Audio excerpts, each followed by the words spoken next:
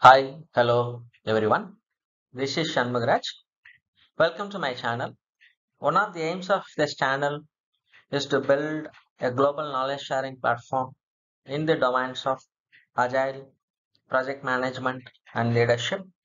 You can join me and help me with that either by subscribing to this channel or sharing my videos to our friends and colleagues who are in need of it. Alright, so having said that, let us get into today's topic. We are currently discussing some of the advanced topics in SAFe 6.0. Today's topic is test-driven development. Test-driven development is a philosophy and a practice that involves building and executing tests before implementing the code or a system component by validating them against a series of agreed to test TDD and agile testing practice improves system outcomes by ensuring the system implementation meets its requirements. Test driven development and behavior driven development are part of the test first approach to achieving built in quality. Writing tests first creates a more balanced testing approach with many fast automated development tests and fewer slow manual end-to-end tests. Let us try to get some more details around test-driven development. Kent Beck and others have defined a set of extreme programming practices under the umbrella label of TDD, which is test-driven development. This particular picture illustrates the process of test-driven development. First step is write a test, and second, run all the tests and observe the failure. 3. Write code to pass test. Then you run all the tests and observe pass. Finally, you refactor as necessary. Let us try to see those 5 steps. First one, write the test first, ensuring that the developer understands the required behavior. This could be a new test or a modification of an existing test. The second step, run the test and watch it fail because there is no code yet. This may seem pointless, but still it accomplishes two practical objectives. It verifies that the test works, including any testing harnesses, and demonstrates how the system will behave if the code is incorrect. Third step, write a minimum amount of code needed to pass the test. If it fails, rework the code or test until it passes routinely. Very important thing is write a minimum amount of code.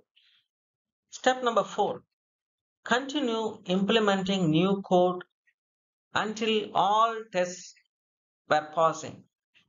This step gives the developer confidence that their changes meet the current requirements and have not created an error in another part of the system.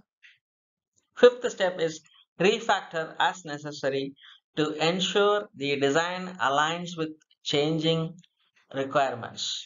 Right? For example, emergent design. Developers continually update their designs to ensure that evolving requirements and growing code base don't lead to a poor code quality. In XP, this practice was designed primarily to operate in the context of unit test, developer written test, which is also a form of a code that evaluate the classes and methods used. These are a form of white box testing because they test the internals of a system and various code paths. To help assure high quality, developers work in pairs to create the code and test, providing multiple perspectives and a built-in peer review. Even when not developed in pairs, the tests give another set of eyes that review the code. A rich set of unit tests ensure that Refactoring efforts do not introduce new errors, allowing developers to improve their designs continuously. Refactoring builds quality in by enabling designs to emerge over time, supporting the solution's changing requirements. Unit tests. Test-driven development creates a large set of developer-level tests, which allows quality assurance and test personnel to focus on other testing challenges. Instead of spending time finding and reporting code-level bugs, they can focus on more complex behaviors and interactions between components. The open source community has built unit testing frameworks to cover most languages, including Java, C, C Sharp, C++, XML, HTTP, Python, and others.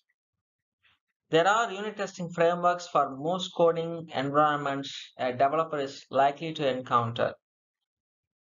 Unit testing frameworks provide a harness for development and maintenance of unit tests and for automatically executing them against the system.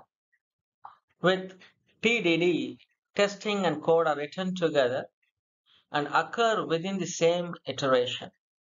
As a result, the regression test automation for unit test is mostly free for the team. Unit testing is a cornerstone of software agility. Investing in comprehensive unit testing improves quality and productivity. Component tests. Teams also use tests to evaluate larger scale component of the system. Many of these are in various architectural layers, providing services needed by features or other modules. Testing tools and practices for implementing components vary. For example, testing frameworks can hold complicated unit tests written in the development language, for example, Java, C, or C++, and so on. This allows many teams to build component tests using their unit testing frameworks. They may not even consider their separate functions as it merely part of their testing strategy. In other cases, developers may incorporate other testing tools or write entirely customized tests in any language or environment that is productive for them to test broader system behaviors.